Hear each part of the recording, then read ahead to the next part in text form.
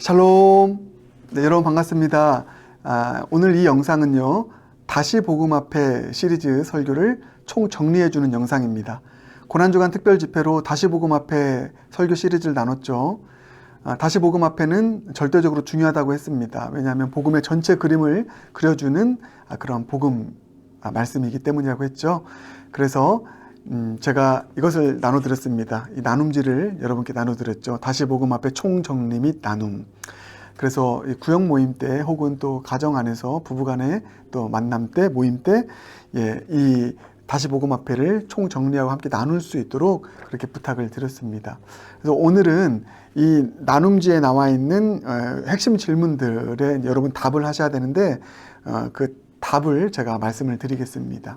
그래서 좀 더 확실히 깨닫고 알아서 여러분의 구역 모임 가운데 이 복음을 잘 나눌 수 있는 우리 모든 교우분들 되길 바라겠습니다. 자, 이제 들어갈까요? 자, 첫 번째 시간 자유케 하리라 였습니다.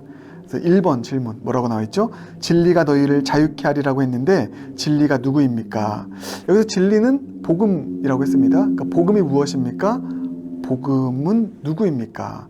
여기서 무엇이라고 하지 않고 누구라고 했잖아요. 네, 왜냐하면 복음은 하나님께서 필요한 몇 가지를 우리에게 던져주시는 것이 아니라 바로 하나님 그분 자신, 또 하나님의 독생하신 아들 예수 그리스도, 그분의 전부인 예수 그리스도를 우리에게 통째로 주신 것이 복음이기 때문입니다. 그게 진리이기 때문이죠. 그래서 1번의 답은 예수 그리스도이십니다.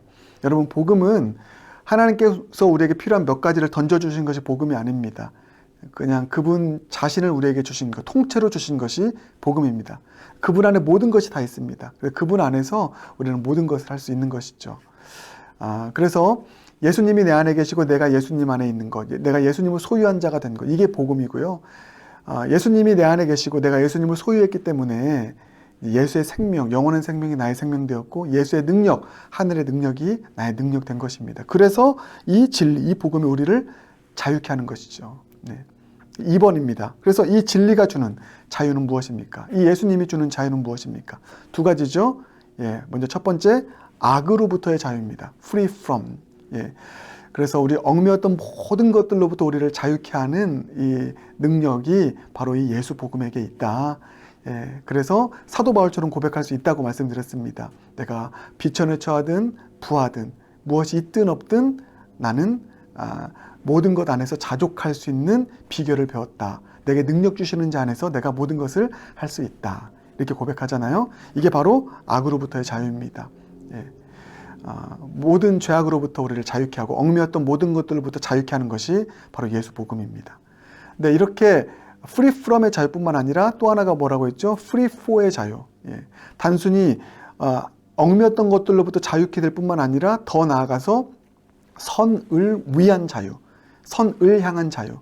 그래서 이제 예전에는 죄의 노예여서 죄가 끌고 다니는 데서 살았는데 이제는 예수 안에서 선을 위한 자유함을 가지고 그 마음껏 복음의 능력으로 이 선을 행하며 하나님의 뜻을 행하며 살아가는 그런 자유자가 되었다라는 것입니다. 이게 너무 중요하다고 했죠.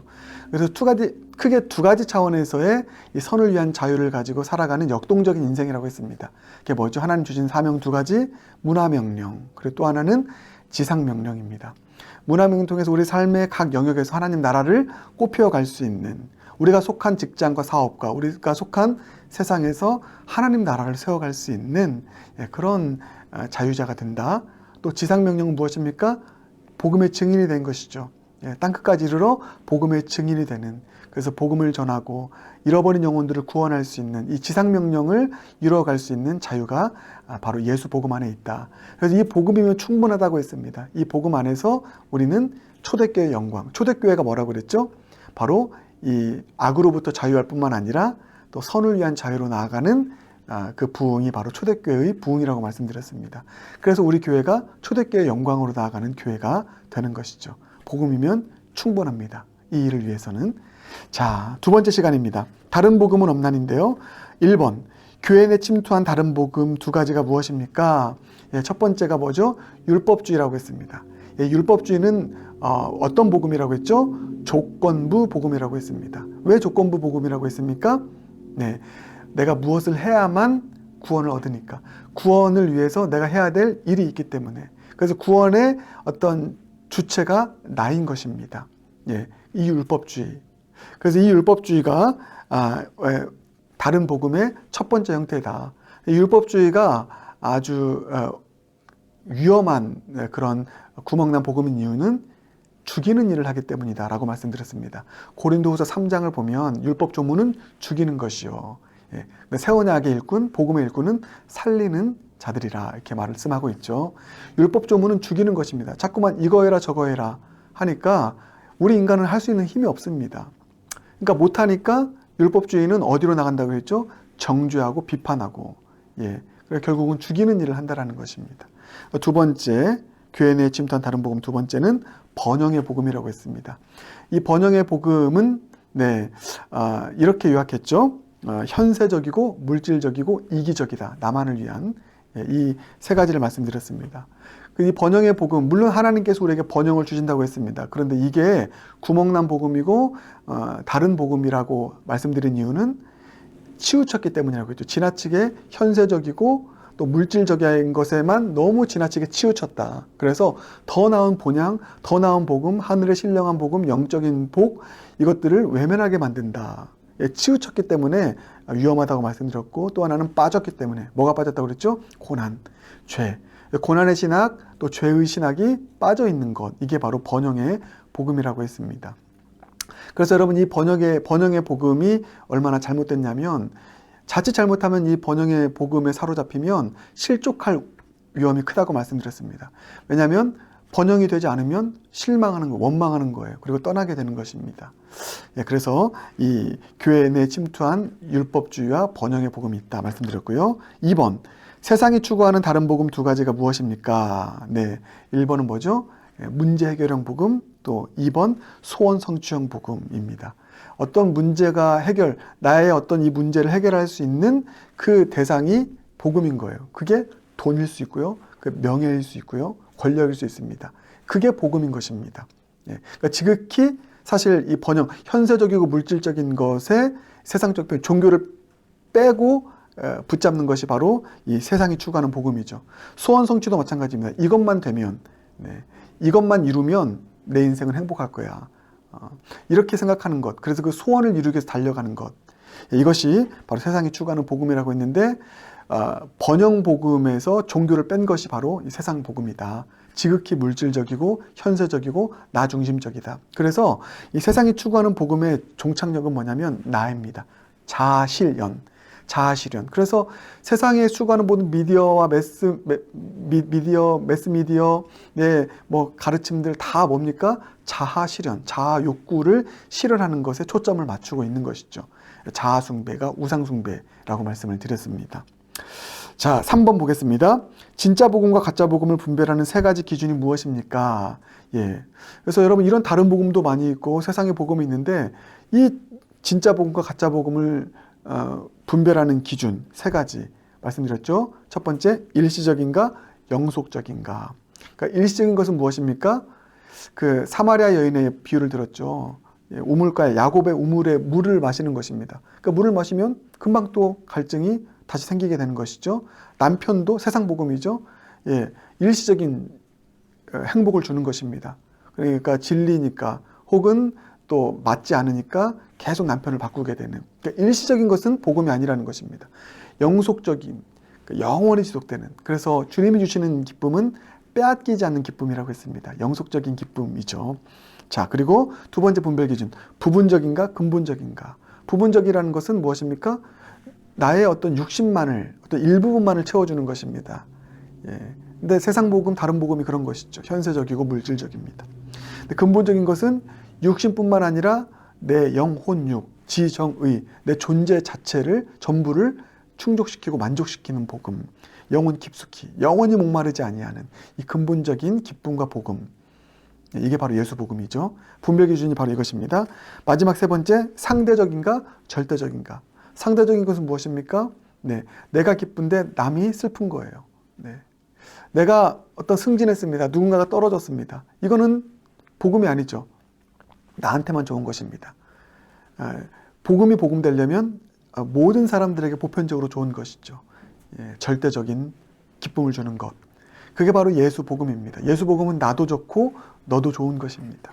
이 세 가지 분별 기준 여러분 꼭 마음에 새기길 바라겠습니다. 자, 세 번째 시간입니다. 오호라 나는 곤고한 사람이로다. 자, 1번. 내 마음이 병들게 된 두 가지 원인이 무엇입니까? 두 가지 말씀드렸는데, 자, 먼저는 첫 번째가 2차적 원인이라고 했죠. 2차적 원인이 뭐죠? 외부. 어떤 환경, 어떤 사람 때문에. 그것도 원인이라고 했습니다. 저 사람 때문에 내게 병들었어.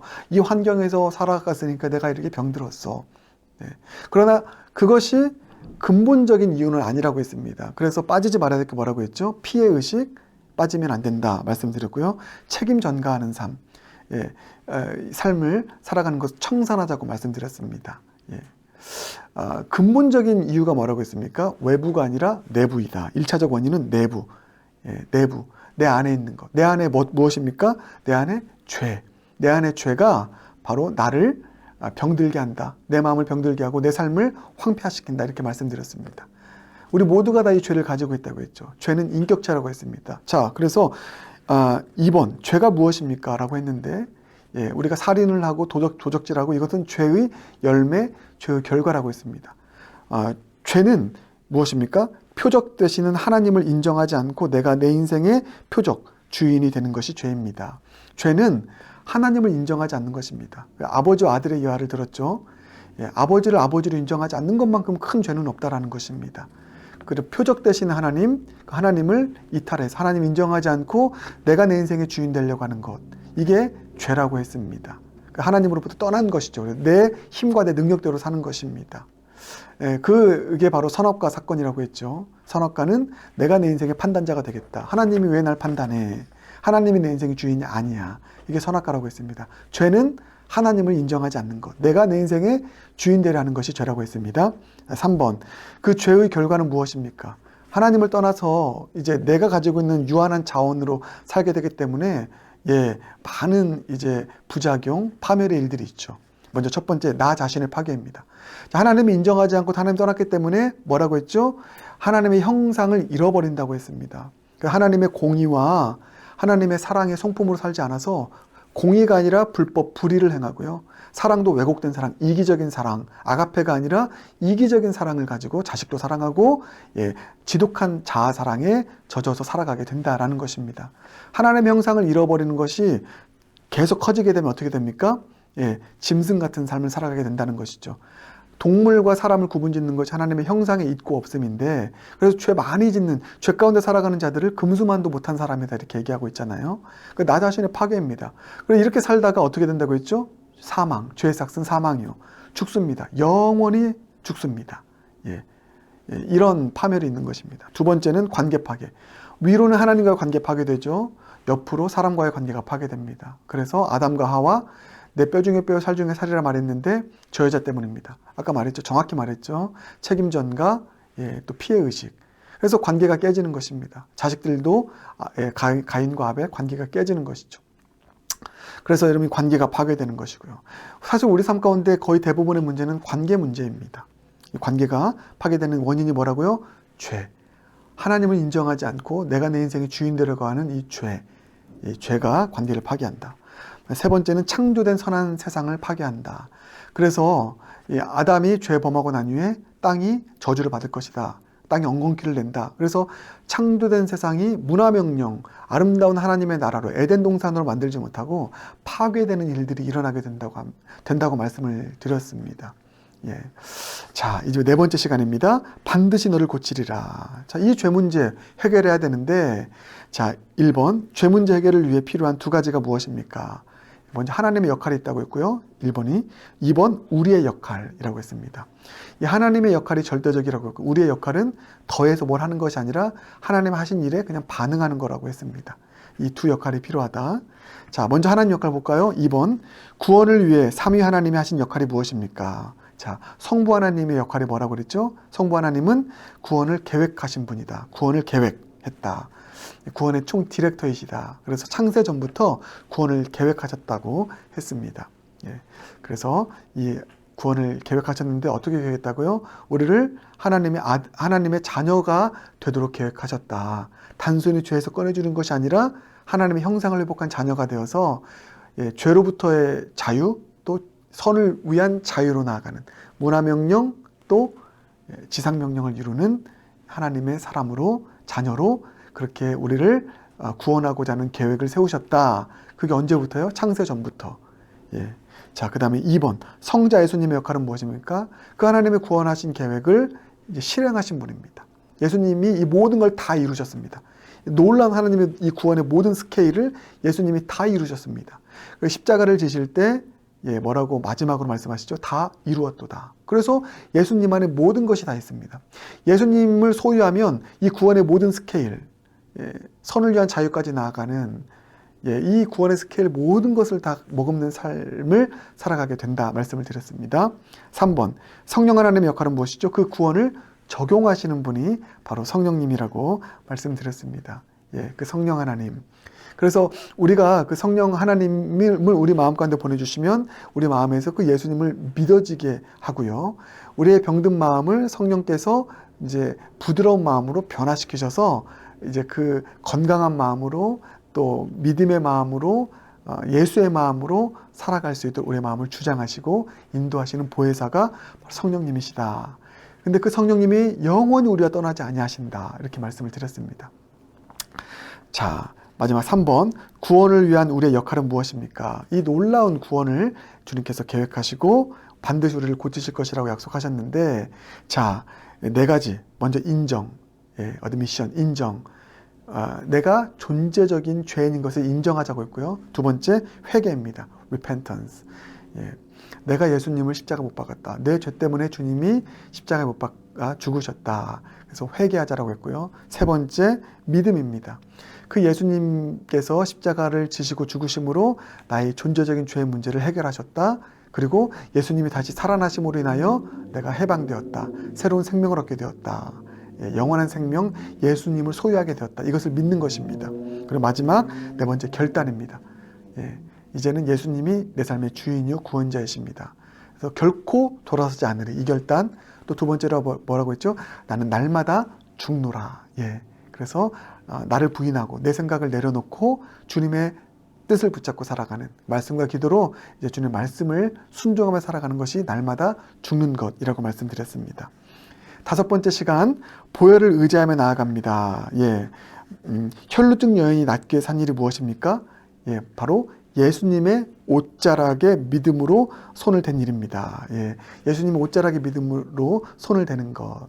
예수님 안에 모든 것이 다 있기 때문에. 그래서 예수님의 옷자락에 손을 대는 게 뭐라고 했죠? 재물에게 안수하는 것, 내 죄를 전가하는 것이라고 했습니다. 전가했을 때 내 죄가 그 재물에게 전가가 되고 그 재물의 순결함, 거룩함이 나에게 전이가 되어서 나는 거룩해진다. 그리고 그 재물이 이제 제단에 피를 쏟아서 드려집니다. 예수님도 피를 쏟아서 이제 주님께 드려졌습니다. 그래서 그 보혈의 피가 우리를 거룩하게 만드는 것입니다. 그래서 우리의 어떤 문제를 만나든 예수의 옷자락에 손을 대자, 보혈의 능력을 믿자, 이렇게 말씀드렸습니다. 마지막 6번째 시간, 예수의 이름으로 일어나 걸으라. 앉은 뱅이를 일어나 걷게 만든 말씀이 뭐죠? 은과 금은 내게 없거니와 내게 있는 이것을 주노니 나사렛 예수 그리스도의 이름으로 일어나 걸으라. 이것이 예수 복음을 소유한 자들의 삶의 능력, 복음의 능력이라고 말씀을 드렸습니다. 우리 선포드리며 나아가자고 했는데, 여러분 이 고백에는 3가지가 있다고 했죠. 왜 이렇게 베드로와 제자들이 능력 있는 삶을 살게 되었나? 자, 예수 그리스도의 이름의 비밀을 알았다고 했습니다. 그래서 나사렛 예수 그리스도. 사람들은 나사렛 예수가 어떤 멸시 대상이었습니다. 나사렛에서 무슨 선한 것이 날 수 있겠냐. 그래서 건축자의 버린 돌처럼 버렸으나 이 베드로와 제자들은 그 나사렛 예수의 이름의 비밀을 알았습니다. 이분이 우리의 구원자다. 부활하셨다. 십자가를 지고 모든 죄를 이기시고 승리하셨다. 그래서 나사렛 예수의 이름의 비밀을 안 것입니다. 그래서 나사렛 예수의 이름으로 선포한 것이죠. 이 이름의 비밀을 아는 것이 중요하다고 했습니다. 그리고 또 하나, 그렇기 때문에 예수님을 온전히 믿었습니다. 믿음으로 모든 것을 걸었습니다. 이 예수님이라면 죽은 자도 살리신 주님께서 지금 나면서 못 걷게 된 이 사람을 살리실 수 있고 일어나 걷게 하실 수 있다.